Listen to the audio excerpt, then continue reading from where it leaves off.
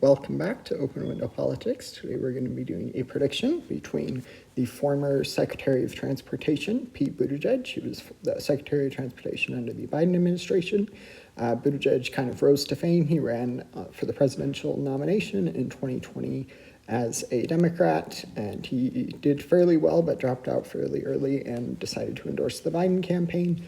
And then later Biden nominated him to the Secretary of Transportation position.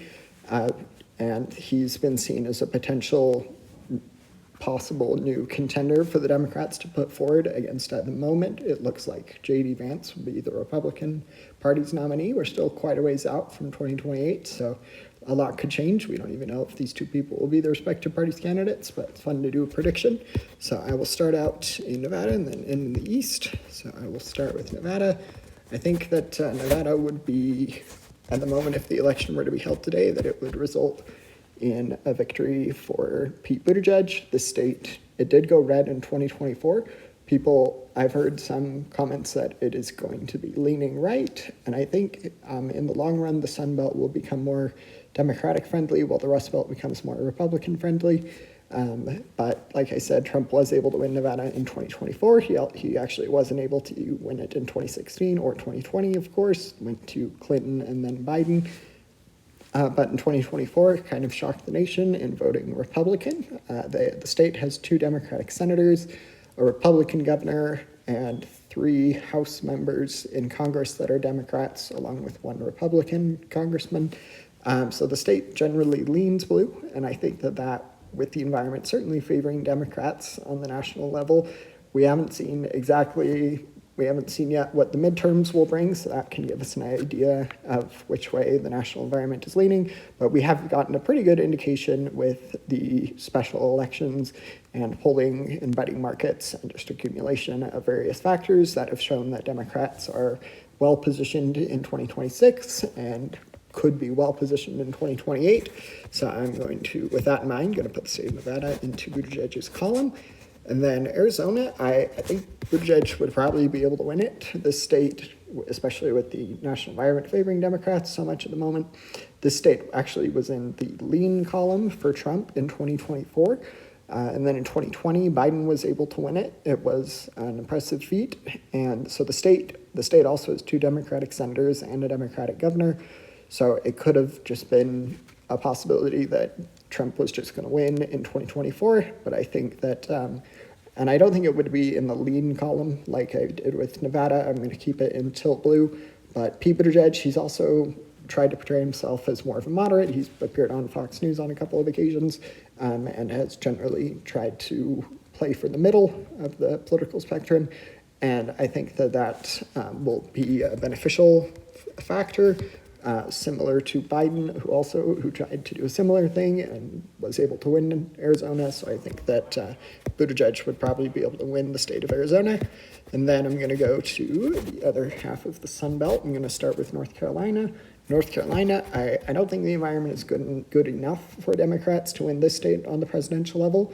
North Carolina will have an interesting Senate election coming up in November during the midterms that can give us an idea of if the state at large is willing to vote for Democrats. The state has had Democratic governors. In fact, there's the former Democratic governor is the one that's running for the Senate seat, and at the moment is looking like he will be the victor. It's close, of course. North Carolina is a swing state that generally tilts red, but with Roy Cooper, if I remember correctly is his name, I think he would do well enough to win the Senate election, but there are many voters who only come out for presidential elections, and I think with North Carolina's rightward tilt, that it would result in a Republican victory for J.D. Vance in 2028. So that's going to bring us to 243 to 235. And then I'm actually going to change the designation of the Nebraska district. I'm going to go put that from tilt to lean. This isn't too surprising. Harris won this district, and I think that both Buttigieg and Vance have Rust Belt appeal. Buttigieg, of course, former mayor from South Bend, Indiana, and if I remember correctly, he lives in Michigan now. He's been floated as a potential senator, possibly for Michigan, but I think with the districts, the Midwest appeal, with the Rust Belt appeal, that it would result in the Omaha district going for Pete Buttigieg. And then we'll get to Georgia. I'm going to put this in Buttigieg's column in the tilt margin. This state, I think, in the long run, like I said, with the other Sunbelt states, will likely shift towards the Democrats. We've seen some impressive election results by Democrats in the state in 2025. And similar to North Carolina and many other swing states, we'll get an indication of which way the state is leaning at a larger scale during the midterms in November. But for now, I would probably call it to be in Pete Buttigieg's column. And then I do think I'll start with the state I feel the most confident in. I think Michigan would probably end up in Buttigieg's column. And with that, that brings Buttigieg to 274, enough to win the presidency.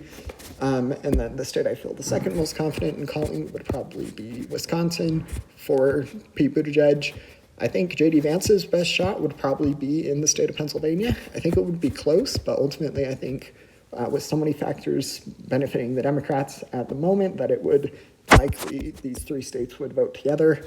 Generally, they do. In 2016, you could go back even earlier than that, but in 2016, all three went to Trump. 2020, all three went to Biden, and then 2024, all three went to Trump again. So largely, the Rust Belt will vote together. I do think if Vance were to win one of these swing states, that it would probably be Pennsylvania. Ultimately, that wouldn't be enough to secure the presidency. It would still result in a Pete Buttigieg victory, a victory for the Democrats. So that is going to leave us with 303 electoral college votes for Pete Buttigieg on the Democratic side versus 235 electoral college votes for J.D. Vance on the Republican side. Don't forget to like and subscribe.